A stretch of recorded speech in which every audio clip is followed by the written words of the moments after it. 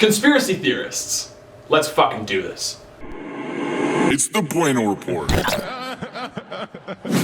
With the new vaccines by Pfizer and Moderna being distributed in Canada, it's natural to be skeptical of what's going on in the crazy reality of 2021. It's not like the government has screwed us before with injecting things into us, right? Or it's not like they intentionally sterilized people they deemed unfit to reproduce, right? Or even try to whitewash a nation? No, I said get a real headline, not a fake one. Oh, that was real. Oh shit, my bad. Questioning popular opinion has no bounds. The term conspiracy theorist even has a conspiracy behind its fucking name. Some people think the CIA made up the term to discredit truth seekers after JFK's assassination.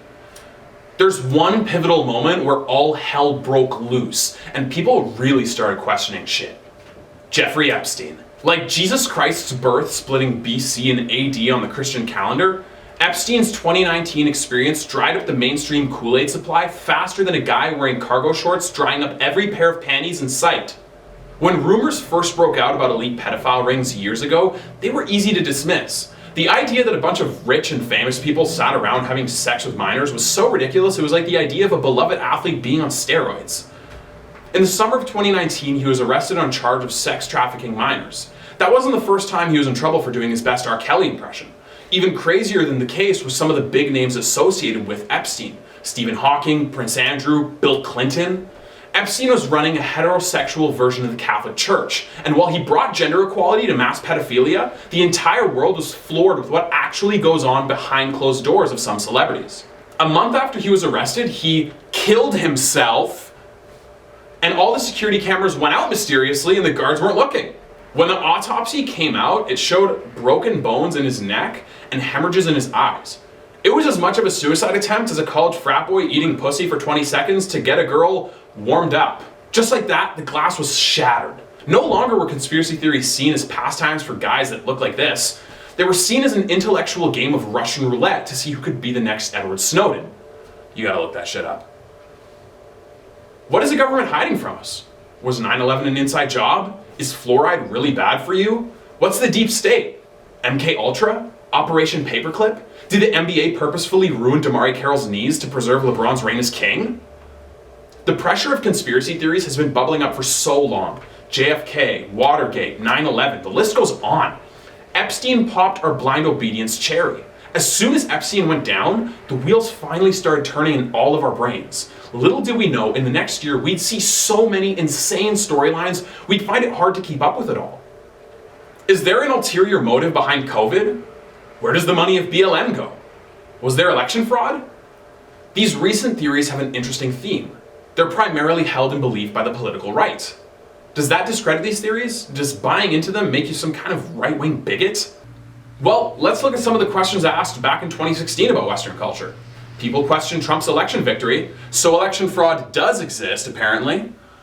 Some believed Colin Kaepernick was blackballed from the NFL, and Flint, Michigan's water situation was declared a national emergency. These stories favor causes pursued by the political left.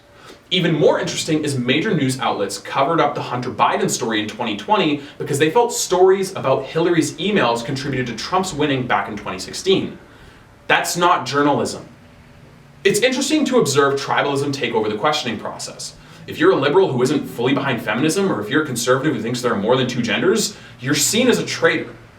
What's funny is if you and your team believe in something, it doesn't look like a conspiracy theory. It just looks like common knowledge. If you believe everything the government tells you and stay in line, you're seen as a sheep. Meanwhile, the extreme opposite calls themselves the free thinkers and the powerful truth tellers. If you blindly go against the popular narrative or what the government says for the sake of doing so, you're also controlled by the popular narrative in the government. You're no different from the people you call sheep for keeping their head down and following orders. You're just doing it in the other direction. We've all had those moments in our lives where we briefly didn't like our parents, so everything we did was the opposite of what they wanted to do so that we could be different. That didn't make us independent, though. I'm not saying succumb to authority because of a power hierarchy. There are moments where going against popular narratives or what our parents say is actually a great thing.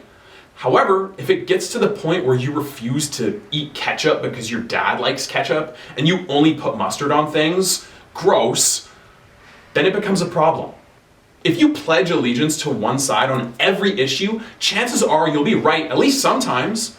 The downside to that is if you put your trust completely in one side without looking at the big picture, you might get lured into doing something you wouldn't have done otherwise. Diehard support is a fickle thing. If it's your guy, you buy in 100%. If not, you'll be leading the revolution. Saying you're a free thinker then blindly following the other narrative doesn't make you a free thinker. And following orders because everyone else is doesn't absolve you morally either. Maybe one day we can all get along as radical centrists on this flat earth of ours. Until then, keep digging with an open mind. Thanks, guys. It's the Bueno Report.